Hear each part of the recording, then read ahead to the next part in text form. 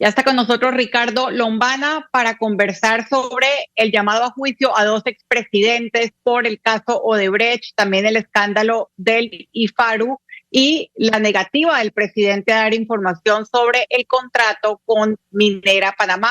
Bienvenido, Ricardo, a Radar. Buenos días, Sabrina, a los compañeros también acá de Radar y a toda la audiencia. Un gusto estar acá. Quiero empezar con el caso Odebrecht. ¿Qué significa para Panamá el hecho de que dos expresidentes, Ricardo Martinelli y Juan Carlos Varela, hayan sido llamados a juicio por este caso, además de muchos exministros, exfuncionarios, familiares de ellos y también empresarios? ¿Cuál es el significado? Desde hace ya varios años, el nombre de Panamá internacionalmente ha sido vinculado a la corrupción, ha sido vinculado al blanqueo de capitales, ha sido vinculado a la impunidad y a los casos de alto perfil que nunca son alcanzados por la justicia. El llamado a juicio de dos expresidentes, entre otras personalidades, explica en gran medida por qué Panamá se ha ganado la fama de ser un país en el cual la corrupción pareciera ser la regla. Es lamentable que tengamos a dos expresidentes sentados o que van a estar sentados en el banquillo de los acusados. Y cuando me pregunta sobre el significado de este llamamiento a juicio, teniendo en cuenta que tenemos a dos expresidentes, significa mucho para Panamá. Significa mucho para la imagen de nuestro país, que ha sido grandemente golpeada por este tipo de escándalos y por este tipo de conductas. Y por otra parte, creo que también tiene un significado a lo interno. En lo externo tenemos que trabajar, precisamente eligiendo personas para dicho cargo que representen una agenda de transparencia y de nuevamente poner el nombre de Panamá internacionalmente donde debe estar por razones positivas y no por estas cosas que dan vergüenza. Y por otro lado está el tema de lo que significa para la investidura o el respeto que se debe tener o la dignidad que debe tener el cargo de presidente de la República. El presidente de la República, no solo por mandato constitucional, sino por lo que implica, es la persona que se gana la confianza de toda una población con el voto que se emite en las urnas. Ese es un mandato, esa es una representación que debe ser llevado o llevada a cabo con responsabilidad, con altura, entendiendo que cuando se ocupa esa posición no se puede defraudar a la población cometiendo o involucrándose en actos delictivos, como en este caso son los graves casos de corrupción o el grave caso de corrupción vinculado al escándalo Odebrecht. Significa dos cosas para Panamá. Uno, manchar la imagen internacional o seguir manchándola, y dos, desprestigiar el cargo de presidente de la República. La justicia ahora tiene en sus manos la posibilidad de reivindicar tanto el nombre de Panamá internacionalmente como devolverle con un fallo o con una decisión contundente algo de decencia, algo de confianza y algo de reconocimiento al cargo de presidente de la República. Yo quiero citar algunos párrafos o algunas líneas de un comunicado. Es un juicio político, un juicio injusto, es una persecución política y que el gobierno lo hace para distraer la atención de los casos particulares o de la ineptitud, metidas de pata o señalamientos de corrupción en su administración. Eso lo dice el comunicado de Juan Carlos Varela hoy. Y se parece mucho a los comunicados de Ricardo Martinelli cuando Varela era presidente. Hay una frase que usan mucho o que usamos mucho en Panamá: cuento es lo que no se quiere. Vayamos al inicio de este juicio. El inicio es la declaración de los dueños de la empresa diciendo: nosotros coimeamos a este número de gobiernos, este número de presidentes, en este número de países. Y los coimeamos así, en estas obras, en estos montos, en estos bancos, a través de estas compañías. Cuento es lo que no se quiere. Esto no es ningún juicio político.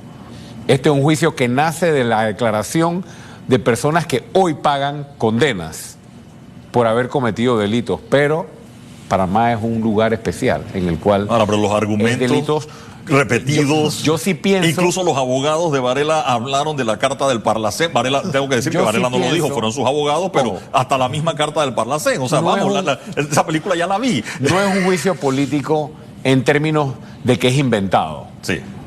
Esto se basa en hechos y es lamentable que la justicia panameña haya dado espacio y las investigaciones para que todos los vinculados se han demorado casi 8 años en que lleguemos hasta este punto después de un escándalo que le quitó miles de millones de dólares al pueblo panameño y que hoy nos hacen falta. Pero sí pienso que hay injerencia política en el manejo de las investigaciones y en el manejo del juicio. En primer lugar, porque cuando esos propios dueños de la empresa declararon inicialmente en Nueva York, dijeron que 3 administraciones habían recibido coimas de parte de Odebrecht. La administración del presidente Torrijos, la administración del presidente Martinelli y la administración del presidente Varela. El primer proyecto de Odebrecht en Panamá fue el Remigio Rojas, un proyecto de riego cuando el presidente hoy, Cortizo, era ministro de Desarrollo Agropecuario. O sea, son cosas que hay que tomar en cuenta en el manejo que se le está dando a este caso. Yo sí pienso que hay un manejo político en cuanto a los tiempos, para tal vez proteger a algunos. Aquí hay un presidente de un partido político hoy actualmente que no se le levantó el fuero electoral precisamente en esta investigación. Por ejemplo, ahí hay una injerencia política en este juicio. Veamos qué pasa con el resultado. Ahora todos dicen que es persecución política, ahora todos dicen que es agenda política, ahora todos dicen para distraer, que es para distraer, que es para lo otro. Yo creo que lo que tienen que hacer es enfrentar finalmente la justicia y explicarle a los panameños por qué son inocentes o por qué no son responsables de lo que se le acusa en este expediente. Doctor. Ricardo, tú y yo participamos en una reunión en la Presidencia de la República en el periodo presidencial pasado, en la cual se le pidió en ese entonces al ministro de la Presidencia que investigaran qué era lo que había pasado con las obras que había realizado Odebrecht en la administración anterior, es decir, a la administración de Ricardo Martinelli. Ahí se nos dijo que no se podía, que no había aquí las personas suficientes, pero luego un grupo de ciudadanos firmamos una carta pidiéndole al Contralor que no fuera a firmar el decreto, porque estaba ya en la cárcel o ya había confesado Odebrecht que había muchas irregularidades en eso, y a pesar de eso se firmó el contrato, se ejecutó. Yo no sé si esto es un patrón que significa yo puedo perseguir al que viene atrás, al que estaba atrás, o el que estuvo antes que yo, pero a mí no me va a pasar nada. Yo no sé cómo ves tú esta situación, porque si uno puede pensar que en el gobierno de Ricardo Martinelli dijo, bueno, yo me voy a salir con la mía, pero el gobierno de Juan Carlos Varela, él ya sabía que había una investigación, él ya se había iniciado un proceso, y a pesar de eso cayó el gobierno del presidente Varela en la misma situación que había caído. ¿Qué es lo que empuja o impulsa a un presidente o un gobierno a tomar esa decisión? El creerse durante su presidencia que es omnipotente y nada le va a pasar, o es sencillamente algo que viene con el cargo de que yo de todas maneras puedo hacerlo y no me va a pasar nada. Pues tú estuviste presente sí, en esa reunión. Yo recuerdo aquella reunión. Esa fue una reunión a la que a mí me invitaron porque en aquel momento yo estaba en medios de comunicación, sí, también como abogado, e invitaron a varios panameños, recuerdo, a esa reunión, y en esa reunión preguntamos. Recuerdo que usted preguntó, sí, recuerdo que yo pregunté, y recuerdo que en esa reunión, si no me equivoco, estaba Guillermo Márquez Amado también, que cuestionó al respecto. Barría, sí. Y el profesor Chen Barría. Y el cuestionamiento en aquella reunión era precisamente ante el ministro de la Presidencia: ¿por qué no han empezado las auditorías contra la empresa? ¿Y cuándo las van a auditar? Y en esa reunión nos dijeron en nuestras caras que no iban a auditar Odebrecht. Así es. Y nos dieron las razones: que no había tiempo, que era muy costoso, que no había garantías de que encontraran a los responsables. Recuerdo claramente las causas. Lamentable por todo lo que hoy sabemos que ha sido revelado producto de la investigación. Y con respecto a la pregunta de qué es lo que pasa, la única explicación que yo encuentro es que el sistema político y los principales actores del sistema político de los últimos 30 años al menos se han acostumbrado a que funcionan de esa manera. Es decir, se cometen toda una serie de actos de corrupción durante la administración y luego, producto de negociaciones políticas, al final no hay consecuencias de ningún tipo.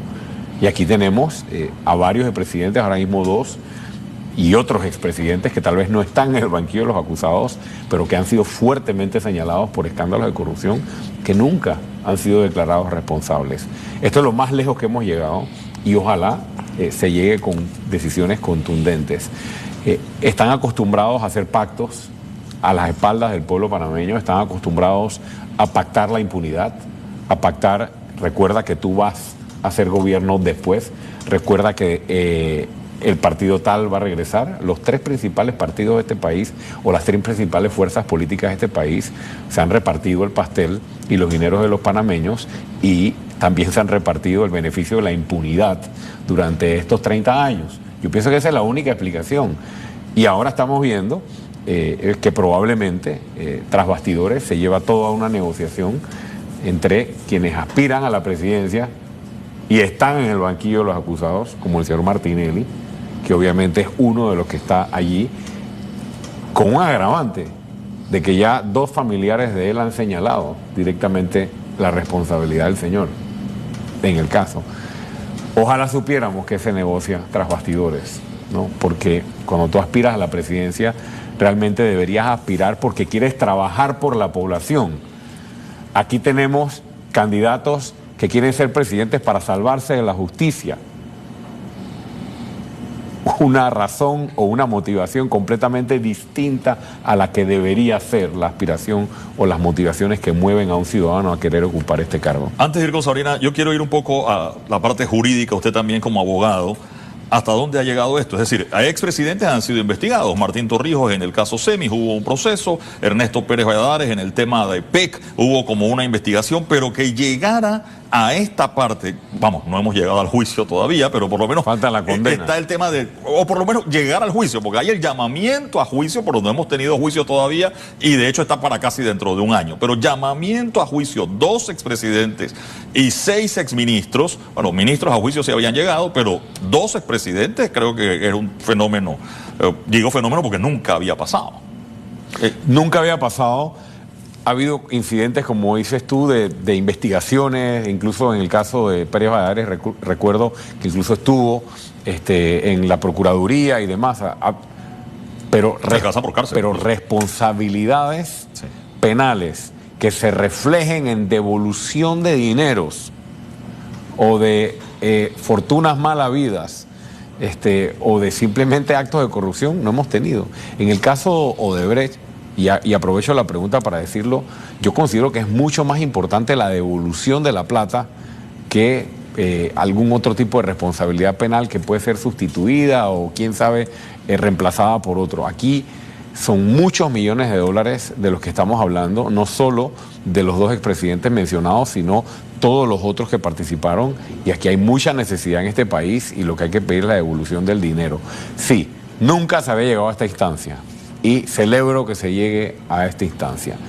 Ojalá el desenlace final haga justicia. No para nosotros 3, no para alguien políticamente, para la población panameña que es la víctima de estos grandes desfalcos. Sabrina.